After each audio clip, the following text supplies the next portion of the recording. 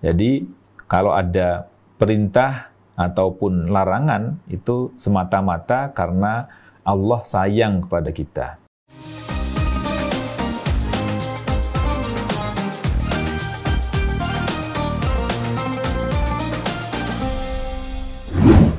Bahkan di jagat raya Allah Subhanahu wa taala telah menciptakan dan menjadikan perangkat-perangkat pendukung untuk kehidupan kita sehingga kita tidak binasa, tidak mati begitu saja, tapi Allah ciptakan kita dan Allah tempatkan kita di bumi dengan perangkat-perangkat yang bisa menjaga keberlangsungan hidup kita di dunia ini.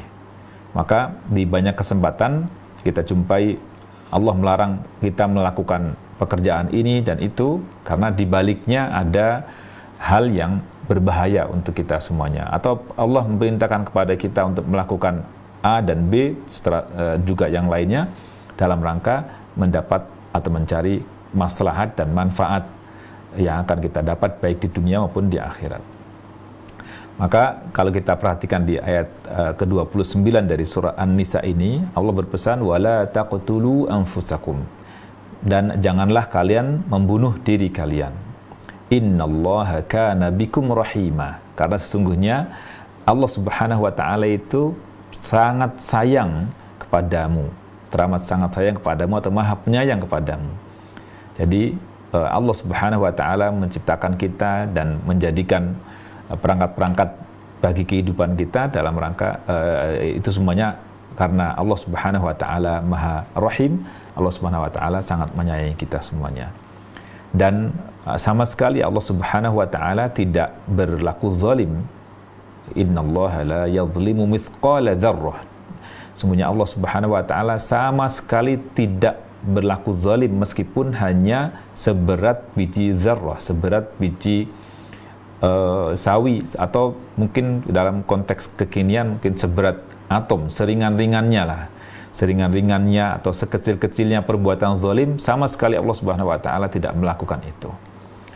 Tapi yang zalim itu sesungguhnya kita, diri kita yang justru tidak percaya atau justru mengingkari apa yang Allah Subhanahu wa taala telah berikan kepada kita demi menjaga keutuhan kita dan keberlangsungan hidup kita semuanya.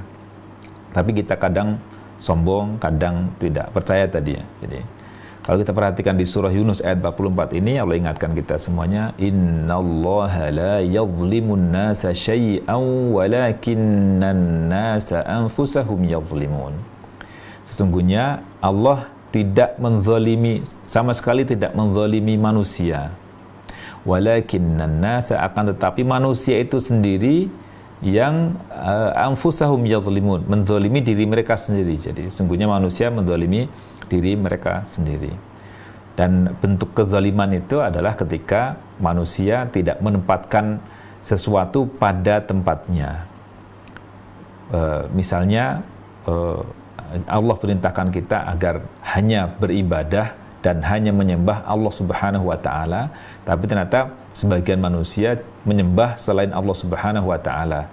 Harusnya kan yang disembah Allah, tapi justru bentuk penyembahan ini diposisikan pada selain Allah Subhanahu wa taala, maka itu meletakkan sesuatu atau menempatkan sesuatu bukan pada tempatnya.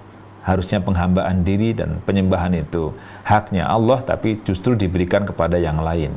Artinya manusia yang seperti ini tidak bersyukur, juga menzalimi diri sendiri, berbuat syirik, menzalimi diri sendiri. Maka di pesan Luqman radhiyallahu anhu di surah Luqman pada putra-putrinya adalah la tusyrik billah inna syirka la zulmun azim. Janganlah engkau menyekutukan Allah, sesungguhnya mensekutukan Allah Subhanahu wa taala itu adalah kezaliman yang sangat besar. Jadi bentuk zalimnya banyak, tapi Allah Subhanahu wa taala sama sekali tidak menzalimi kita semuanya. Hanya saja kita seringkali buruk sangka, kita sering suudzon kepada Allah Subhanahu wa taala. Kita merasa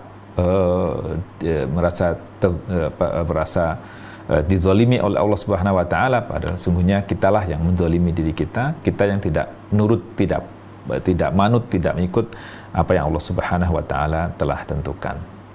Jadi bentuk sayangnya Allah Subhanahu wa taala, maka Allah berikan petunjuk kepada kita. Allah menciptakan kita dan menciptakan makhluk yang lainnya, dan di saat yang sama Allah Subhanahu wa taala berikan petunjuk. Allah beri petunjuk. Jadi kalau kita perhatikan makhluk yang lain, misalnya hewan, orang bilang punya insting, tapi siapa yang beri insting? Siapa yang membuatnya dia? Yang membuat dia mengerti akan yang harus dilakukan untuk menyelamatkan diri, itu semuanya adalah karena Allah berikan petunjuk kepada mereka, bukan karena insting itu sendiri, tapi insting itu kan dari Allah Subhanahu wa taala, sehingga dengan insting itu Allah berikan petunjuk secara otomatis sehingga mereka selamat. Dan begitu juga apalagi manusia yang Allah Subhanahu wa taala beri kelebihan akal berpikir, maka lebih utama kita untuk mendapatkan petunjuk dari Allah Subhanahu wa taala. Di surah Al-A'la yang kita semua hafal, Sabbihisma rabbikal a'la, bertasbihlah atau sucikanlah nama Tuhanmu yang maha tinggi, alladzi, yang khalaqa fasawwa, dia telah menciptakan dan sawwa, lalu menyempurnakan ciptaan itu. Khalaqa, menciptakan semua makhluk, bukan hanya menciptakan manusia, tapi menciptakan semua makhluknya. Khalaqa fasawwa, setelah itu walladzi qaddara fahada, setelah menciptakan kemudian menyempurnakan penciptaan, lalu Allah Subhanahu wa taala mentakdirkan, menentukan kadar-kadar yang harusnya ada pada manusia dan juga makhluk yang lainnya. Fahada, Allah berikan petunjuk. Dan petunjuk itu bisa jadi bentuknya ilham, bisa jadi bentuknya informasi atau pengetahuan yang bisa difahami secara akal. Ada juga yang tertulis yang Allah Subhanahu wa taala sampaikan kepada Rasulullah sallallahu alaihi wasallam agar kita ikuti. Maka diutuslah Rasulullah sallallahu alaihi wasallam untuk menjadi perantara petunjuk Allah Subhanahu wa taala kepada kita semuanya. Jika kita perhatikan di firman Allah Subhanahu wa taala di surah Al-Anbiya ayat 107 ini, "Wa ma arsalnaka illa rahmatan lil alamin." Dan tidaklah kami mengutusmu wahai Muhammad sallallahu alaihi wasallam illa rahmatan lil alamin, kecuali hanya sebagai rahmat bagi seluruh alam, bagi alam semesta. Jadi Allah Subhanahu wa taala sebagai bentuk sayangnya Allah Subhanahu wa taala kepada seluruh manusia dan seluruh makhluk di jagat raya ini, Allah mengutus Rasulullah sallallahu alaihi wasallam sebagai rasul dan nabinya, dan ini menunjukkan betapa sayangnya Allah Subhanahu wa taala kepada kita, sehingga kita bisa tahu mana yang baik dan mana yang buruk. Kita tahu petunjuk dan tahu juga mana yang sesat, sehingga kita bisa mengikuti mana yang benar.